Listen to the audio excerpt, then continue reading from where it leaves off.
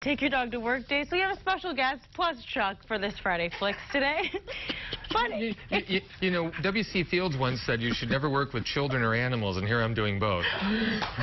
Is that because of my height? Because I know. Well, okay, yes, well, if you want to take it as a comment on your height, you know that's what? fine. Welcome, Chuck Koplinski. Oh, welcome. And actually, what's the name? Roxy. Are you sure? I thought it was Spaz.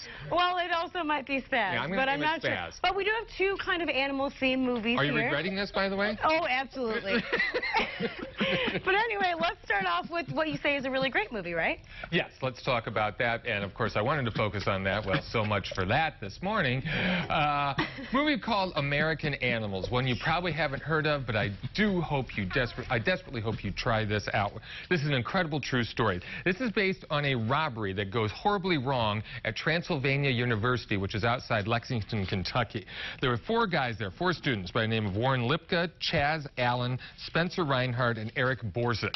And what we see here in the film is this whole thing recreated on film. We see these guys trying to find their place at the university, and they're all just kind of drifting along until one of them, a guy by the name of Warren, played by Evan Peters, comes up with the idea that they should break into the rare book room at the university and steal some books that they have there. And the books they have there are incredible. They have a first edition of Charles Darwin's Origin of the Species, but the big thing is that they have an original edition of John Audubon's Birds of America. If you know nothing about this book, it is an incredibly large tome. There it is right there.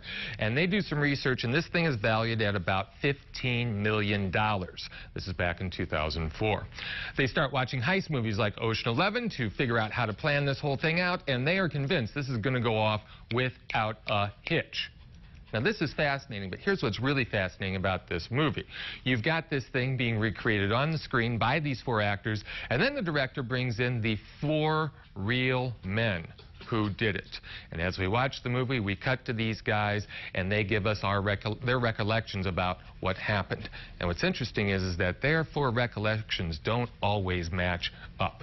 And the film ends up being about memory, and how memory can be conflicting and confusing. And it's also about these guys trying to find their spot in the world and falling apart completely once they go on this impulsive journey.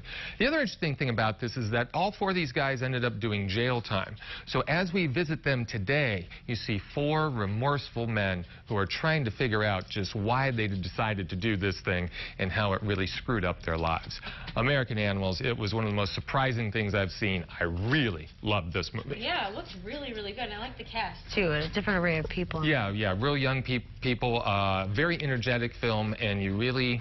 Like I say, it's one of those that within 10 minutes I was sucked in completely, and I'm going to be seeing it again. Oh, I have to see that one then. But one that I have a big question about is a sequel to kind of a redo of a classic movie, right? Redo, sequel. Yeah, I don't even know what you want to call it anymore. Whatever you want to call it. And it's been how about another cash grab?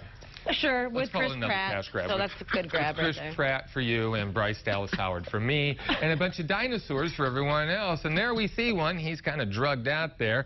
And there's Chris Pratt as Owen. He's a bit too close to this big thing, and, well, it does cause problems, even when it is drugged up. And there we see Bryce Dallas Howard. They have been deputed to go and save the dinos in Jurassic Park because, wouldn't you know it, of all things, there's a volcano there. It's starting to erupt, and these creatures are now being threatened. Some animal activists say, hey, you know what? We brought them back, then we have a responsibility to save these things. And these two characters, of course, spearhead the effort to get the animals off the island.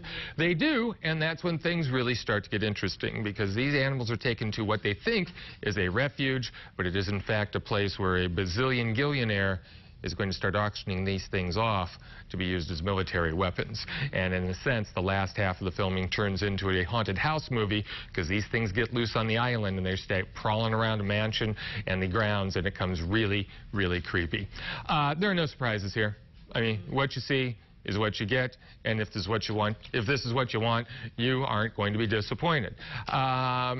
You know, this is the fifth one of these. Right. So things are going to start to become very, very familiar, a little bit repetitive. As I say, there are no surprises. But if you like Chris Pratt, I mean, that charisma, How could you not, right?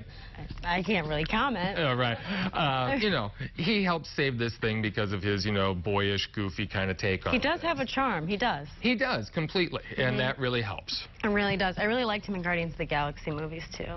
Wonderful job there. Yeah, so Jurassic World, it's okay. It's okay. It's okay. But No you might surprises. enjoy it if you enjoy the rest of the movies. Well, hey, you know, it's dinosaurs eating people. How bad can it be?